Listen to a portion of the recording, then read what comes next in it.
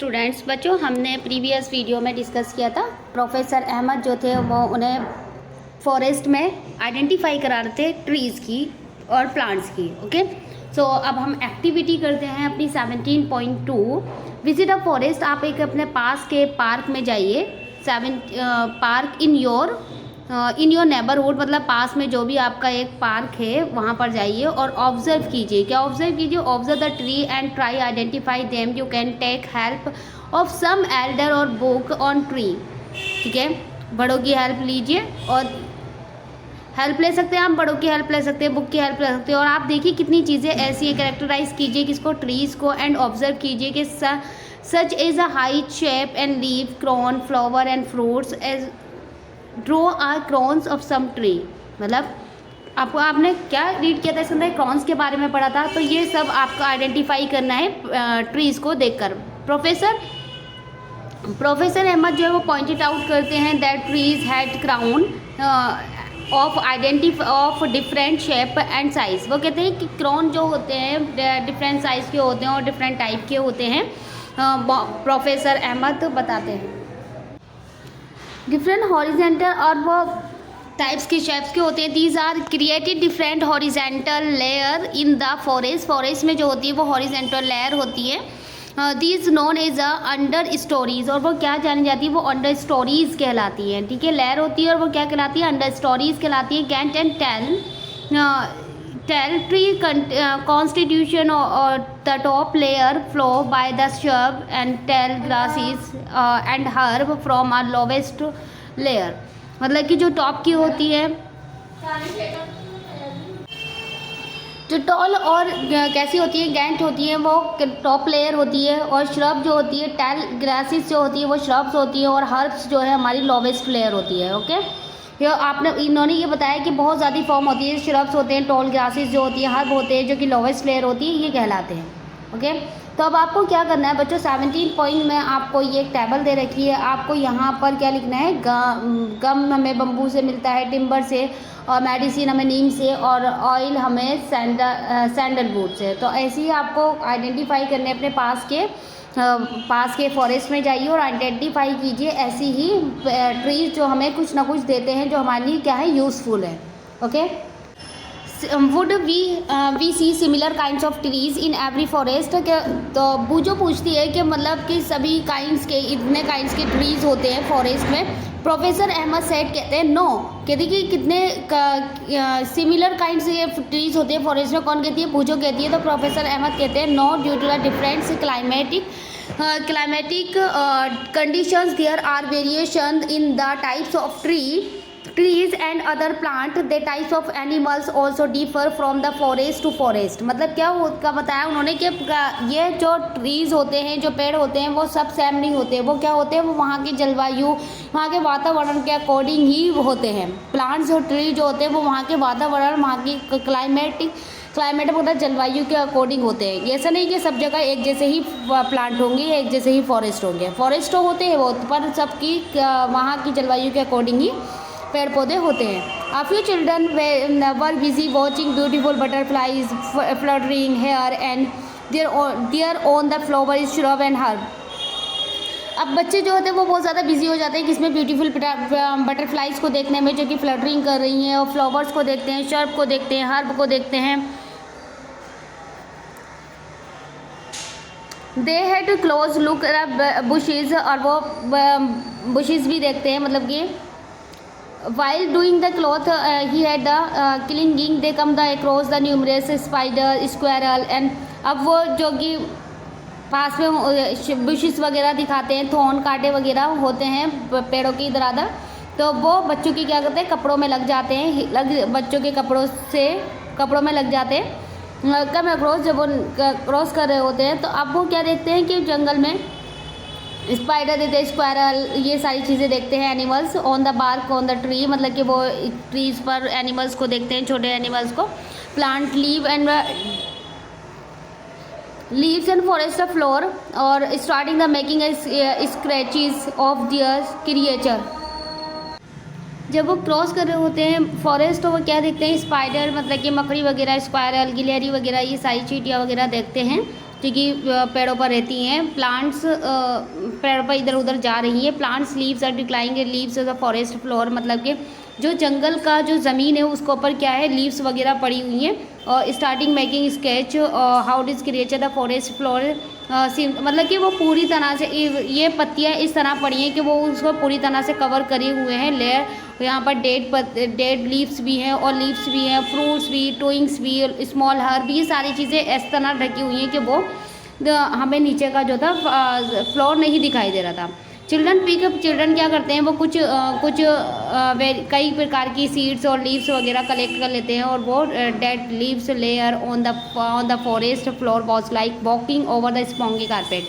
वो कुछ लीव्स और पत्तियाँ उठा लेते हैं, मतलब कि आइडेंटिफाई करने के लिए उठा लेते हैं और फिर उनसे और उस पर जब वो चलते हैं तो उन्हें ऐसा लगता है कि स्पॉन्गी कारपेट है। स्पॉन्गी कारपेट मतलब कि जो कारपेट होता है उस पर चढ़ रहे हैं।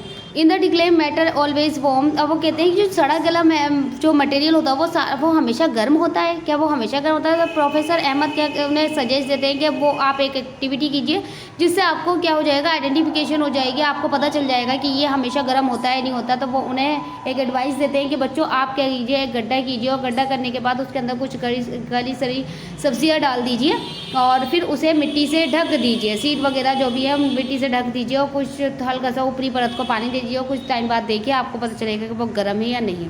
तो ऐसी एक्टिविटी आप कर सकते हैं और इससे आपको पता चलेगा कि हमेशा जो हमारी डिक्लाइनिंग चीज़ें होती हैं, जो सड़ी गली चीज़ें होती है, हमेशा गर्म होती है नहीं होती।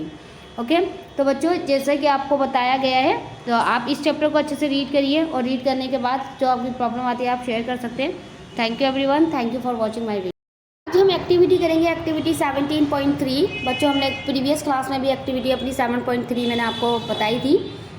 क्या था इसमें, डिगा स्मॉल पिट, एक मतलब कि एक गड्ढा, छोटा सा एक गड्ढा जिसमें वेजिटेबल्स वेस्ट एंड लीफ पत्तियाँ डाल दी गई थी और कवर देम विथ सॉइल, और इसे किससे कवर कर दिया गया था, सॉइल से कवर किया गया था। उसके अंदर कुछ वाटर डाला गया था और 3 days after 3 days remove the upper layer of the soil, soil की अपर लेयर हमने हटाई। Does the pit feel warm inside, तो हमें देखना था कि गड्ढे के अंदर जो था वो वार्म गर्म हुआ या नहीं हुआ। पहली पूछती है there are so many trees here, यहाँ पर तो बहुत सारे ट्री हैं। There are many forest like these, तो बहुत सारे जंगल हैं तो वहाँ पे बहुत ज़्यादा ट्रीज होंगे। वो different will it make if we cut some trees for a factory, तो कहती है क्या हो जाए, इतने सारे फॉरेस्ट है, इतने सारे ट्रीज है, अगर एक फैक्ट्री के लिए एक ये फॉरेस्ट हटा दिया जाएगा, ट्री हटा दिए जाएंगे 2-3 तो कोई प्रॉब्लम नहीं होगी। कौन कहता है, ये पहली कहती है ऐसा। प्रोफेसर अहमद सेड कहते हैं you have read about the autotroph, heterotroph and saprotrophs. आपने बच्चा वो बताते हैं कि यू हैव रीड, तुमने रीड किया होगा ऑटोट्रॉफ, हेटरोट्रॉफ और सेप्रोट्रॉफ के बारे में। You have learn how green plants is produce food, green plant जो है अपना खाना कैसे बनाते हैं। ऑल एनिमल्स वेदर हर्बीवर्स और कार्निवर्स, आपने देखा होगा कुछ एनिमल्स होते हैं वो हर्बीवर्स होते हैं और कुछ क्या होते हैं कार्निवर्स होते हैं। Depend ultimately on the plant for food, और वो फूड के लिए किस पर डिपेंड होता है, अपने प्लांट के ऊपर डिपेंड होते हैं अपने फूड के लिए। Organisms which feed on plant, कुछ ऑर्गेनिज्म होते हैं, कुछ जीव होती है जो कि क्या खाते हैं, प्लांट खाते हैं। और eaten by the organism so on, for example the green is eaten by insect, जो ग्रास होती है, सॉरी बच्चों, ग्रास को कौन खाता है, इंसेक्ट खाते हैं। Which is a turn in taken by the frog, और फिर जो इंसेक्ट होते हैं उन्हें फ्रॉग खा लेते हैं। ठीक है, जो ग्रास होती है, ग्रास को कौन खाता है, ग्रास को खाते हैं, इंसेक्ट खा लेते हैं और इंसेक्ट को हमें फ्रॉग खा लेते हैं। ठीक है, the frog is consumed by insect, और फिर उन्हें क्या स्नैक खाते हैं, किसे, फ्रॉग को। This set is a form is food chain, इसी तरह क्या होता है, फूड चेन चलती है। ग्रास को कौन खाता है, इंसेक्ट, और इंसेक्ट को फ्रॉग, और फ्रॉग को इंसेक्ट, स्नैक, और स्नैक को ईगल। तो इस तरह हमारी फूड चेन चलती है। अगर इनमें से क्या हो बच्चों के एक आध चेन को हटा दिया जाए तो क्या होगा, हमारा एटमॉस्फेयर एनवायरनमेंट जो होगा वो बिल्कुल बिगड़ जाएगा। Many food chain can be found in the forest, आप ये चेन अपने फॉरेस्ट में देख सकते हैं। All food chain are link if any one food chain is disturb, अगर एक भी चेन को डिस्टर्ब कर दिया जाए तो वो अफेक्टेड हो जाएगी, चेन को पूरी तरह अफेक्ट कर देगा। Every part of the forest is depended on the other part, मतलब कि हर एक क्या है, एक दूसरे पर डिपेंड है। अगर इसमें से किसी एक को रिमूव कर दिया जाए तो क्या होगा, अगर ग्रास हटा दी जाए तो इंसेक्ट खाएंगे, क्या इंसेक्ट खाएंगे तो इंसेक्ट बढ़ जाएंगे, फिर इंसेक्ट को कौन, फिर फ्रॉग क्या खाएंगे, फ्रॉग क्या खाएंगे, फिर उन स्नेक, तो ऐसे जो है ये चेन हमारी चलेगी नहीं। और अगर आप यहाँ से इंसेक्ट हटा दें तो फ्रॉग क्या खाएंगे, फ्रॉग ग्रास तो खाएंगे नहीं। तो इस तरह से क्या है, ये एक फूड चेन चल रही है, ठीक है। यहाँ आपको जैसे बताया गया है, यहाँ पिक्चर दिखाई गई है, nitrogen, decompose soil, water and photosynthesis और कार्बन डाइऑक्साइड और ऑक्सीजन, ये चेन आपको दिखाई गई है बच्चों, कि मतलब कि चेन दिखाई गई कैसे करता है सब वर्क। अब प्रोफेसर अहमद आज done to pick, professor Ahmed जो होते हैं वो बच्चों से क्या कहते हैं, वो पिक करो कुछ लीव्स और फॉरेस्ट फ्लोर, मतलब कि फॉरेस्ट की फ्लोर पर से आप कुछ पत्तियाँ उठा लीजिए और अंडर द हैंड लेंस, और आपके जो लेंस से उन्हें देखिए, दे फाउंड 3 मशरूम, तो क्या दिखाई देता है बच्चों को, छोटे छोटे मशरूम से दिखाई देते हैं और सड़ी कुछ पत्तियाँ सी डिकाइंस पत्तियाँ होती हैं, पत्तियों पर क्या दिखाई देते हैं, मशरूम दिखाई देते हैं छोटे छोटे, जो हमारी डिकाइंग लीव्स होती हैं उन पर मशरूम दिखाई देते हैं। They also saw an army of tiny insect, multiples ant and beetle of on them, जो दिखाई देते हैं बहुत सारे कीड़े मकोड़े छोटे छोटे से। They are wondering how to organism live there, तो वो कहती है, वो देखती है कि मतलब ये ऑर्गेनिज्म जो ये सूक्ष्म जीव वो कैसे रहते हैं। प्रोफेसर अहमद जो वो एक्सप्लेन करते हैं, part of these animals which easily seen, जो एनिमल्स आपको ईजिली दिख जाते हैं। They are several organism, micro organism, कुछ ऐसे होते हैं जो कि हमें किसे देखने के लिए किसकी ज़रूरत पड़ती है, माइक्रो ऑर्गेनिज्म की ज़रूरत पड़ती है, सूक्ष्म जीव होती है। और